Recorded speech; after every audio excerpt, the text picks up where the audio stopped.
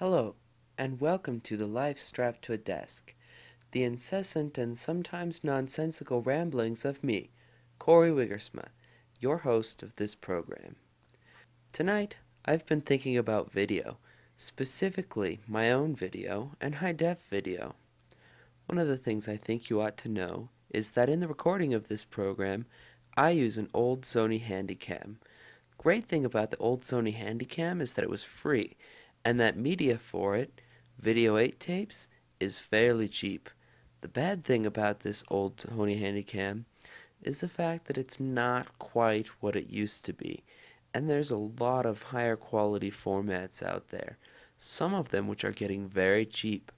For example, DV, which is just plain digital video, can be had for as low as $199 these days. I think that's amazing. What's even more amazing, though, is HDV. HDV stands for High Definition Video, and you can get that from BH Photo Video for as little as $900. The great thing about HDV is that it offers immensely improved picture quality, but it does it in a file size on the computer that's just about the same as digital video. The ironic thing is that this format, which is Video 8, gets imported into my computer using a very convoluted process that I like to call crazy.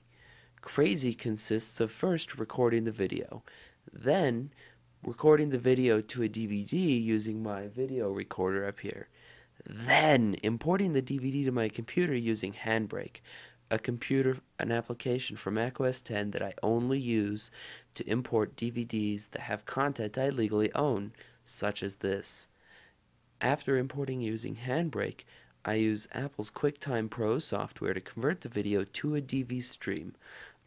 When I import a DVD into the computer, the first file I get is about 700 megabytes for every hour of video. When I'm doing something like this, there's a lot less than an hour of video, but that'll be our point of reference.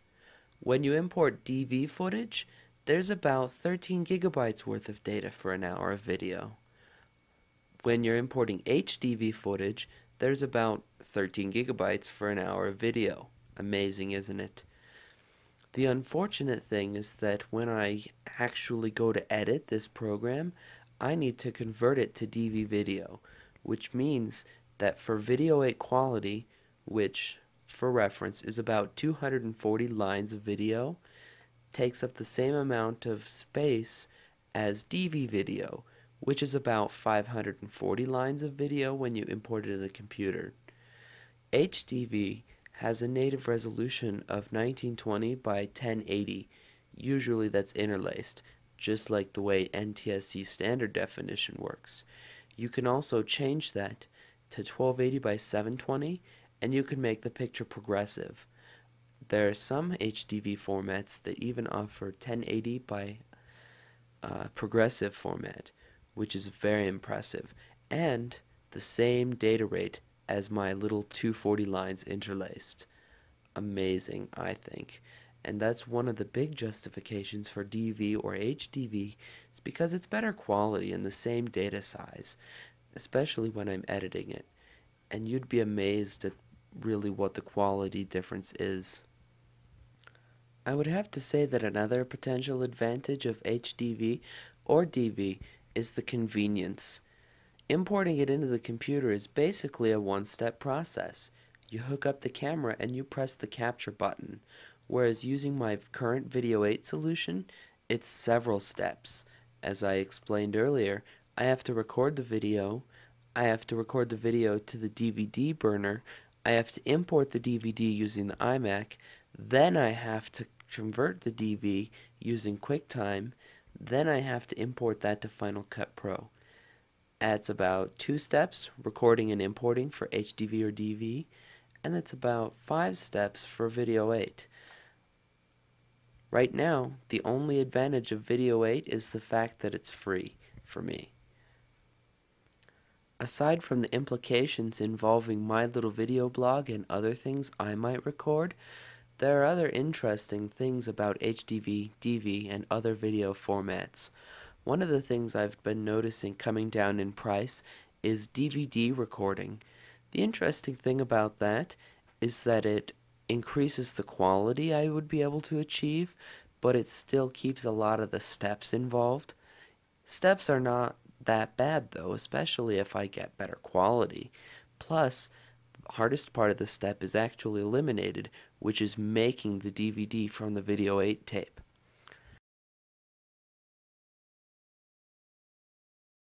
The other interesting thing is hard disk-based cameras, which are okay for certain things, but they're really not that great because one of the major issues with them is that they record onto their little hard disk in a format that's very difficult to use for Macintoshes. The conversion process might even be more difficult than for the DVDs I import now. The other concern is that they cost a lot right now. The cheapest one is about $430, which is about half the price of the HDV camera I would be looking at. Though, admittedly, the hard disk camera probably has a microphone input, which the HDV camera doesn't. Not that it's a really big concern, because on-camera mics are not that bad, but we'll just see what the off-camera mic I'm using right now sounds like. Anyway, I'm going to go ahead and go to bed now because it's nearly 6 o'clock in the morning. Sometimes staying up until 6 o'clock in the morning is a little tiny bit dangerous, especially given that it's Sunday morning and I've got homework to do today and I have classes to go to on Monday. Anyway, this is Corey signing out. Have fun, don't die, and make sure to have an excellent Tuesday. Bye-bye.